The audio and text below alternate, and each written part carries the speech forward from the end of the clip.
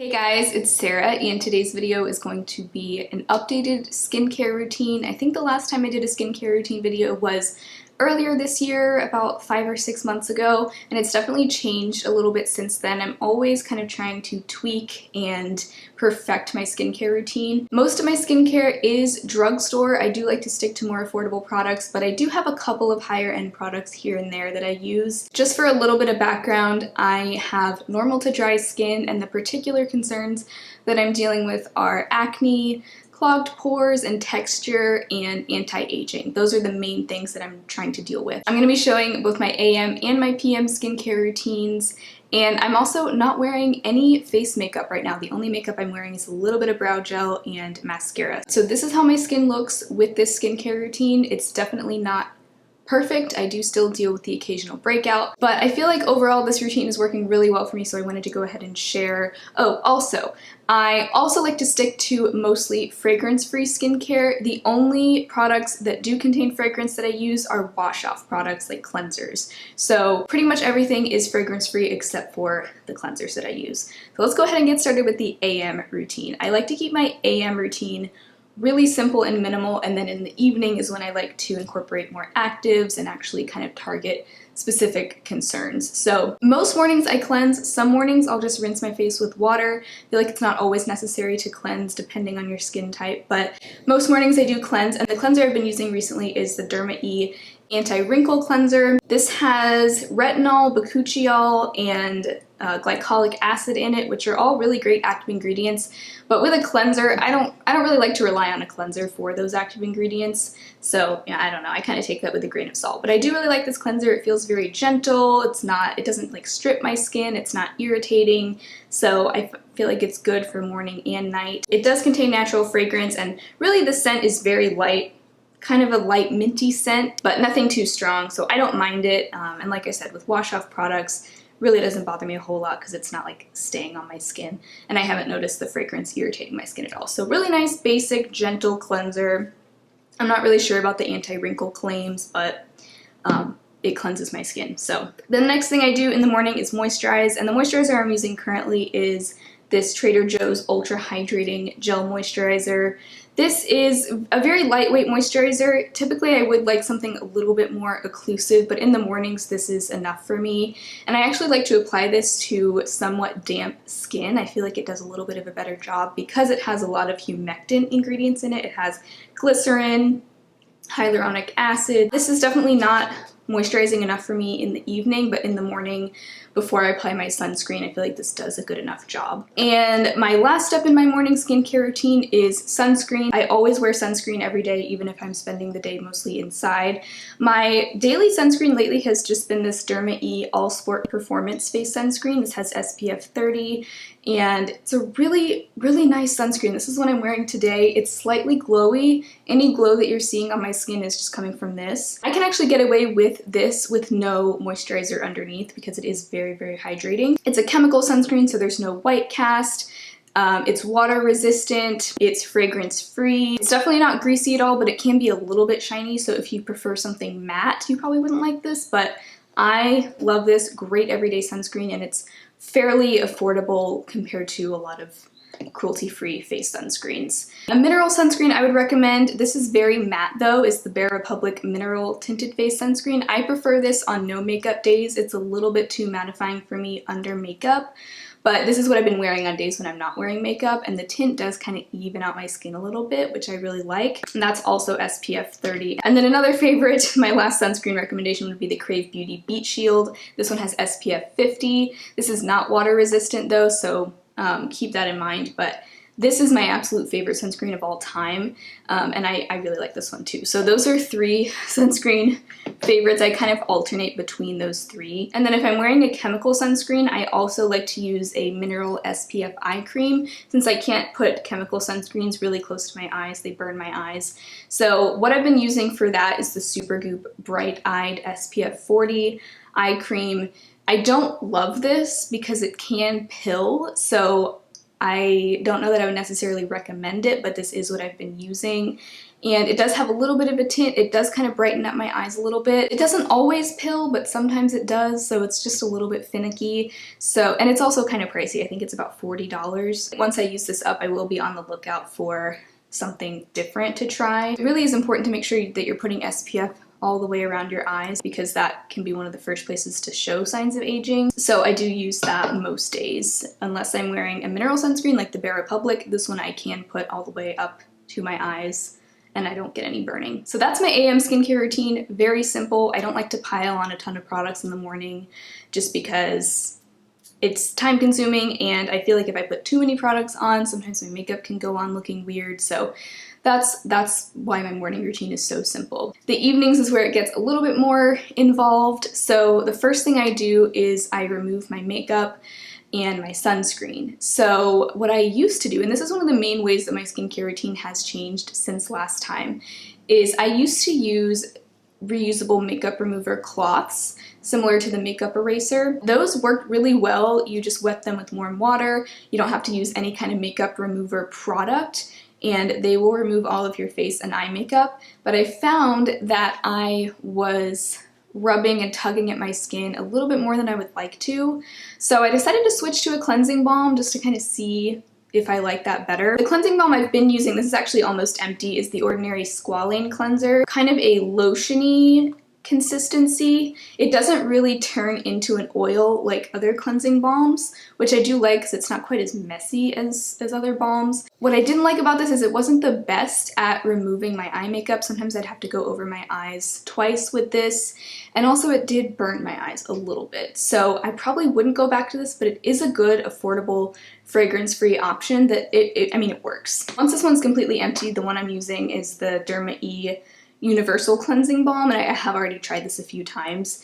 This one I do like better, although it's kind of messy and it keeps leaking. It arrived and it had already leaked a little bit because it melted. So it's a little messier. It is more of a true balm. Like it comes out solid, but it sort of melts into an oil. But I do find this does a slightly better job removing my eye makeup, and I don't find it to burn my eyes, but this one does contain fragrance. Oh, the other thing about the Ordinary one is that I flew through it. This only comes with 1.7 fluid ounces, so it's a very small amount. This Derma E one, for comparison, is 3.5 ounces, so I feel like this is going to last a really long time. But yeah, I am liking the cleansing balm. I feel like it's a little bit gentler on my skin. I'm not rubbing at my eye area quite as much, so I probably will stick to a cleansing balm.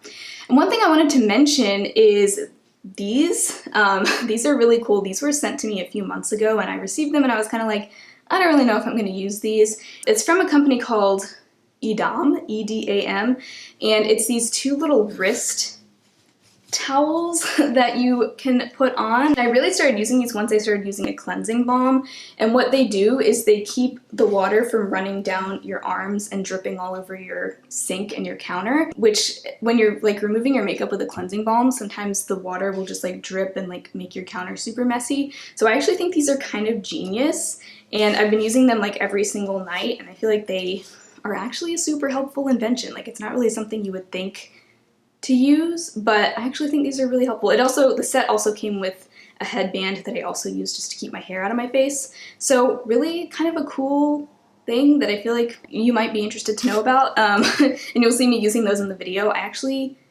like can't stop using them. So once I remove my makeup, I do use the double cleanse method. So the cleansing balm, and then I use a more traditional gel cleanser to just remove any residue from the cleansing balm and also just take away any remaining makeup or oil that's left on my face. It depends on where I'm washing my face. If I'm at my sink, I just use the Derma E Anti-Wrinkle Cleanser again. And then if I'm in my shower, I have the e.l.f. Daily Face Cleanser in here. This is dripping because I used it this morning.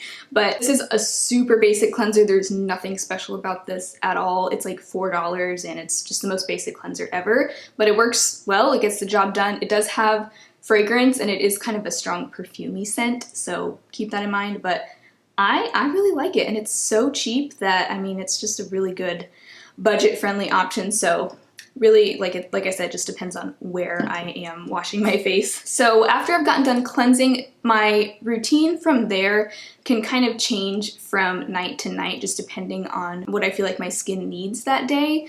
But I do have a pretty typical routine that I do most nights, and then I have some additional products that I might alternate between on different nights of the week. What I'll be showing you is kind of my basic routine that I do most nights, and then after I've shown you that, I'll also share some other products that I'll kind of use here and there. After cleansing, I like to use my liquid BHA exfoliant. This is the Paula's Choice 2% BHA liquid exfoliant. This is like one of their most popular products, and I do really like this. It has 2% salicylic acid, so it's really good for any kind of acne-prone skin, clogged pores, texture. It really does make a big difference. But what I will say is that I actually prefer the clear 2% BHA that's in their clear line. It comes in a blue bottle. That one I felt like actually made a bigger difference for my skin. That's part of their like acne line.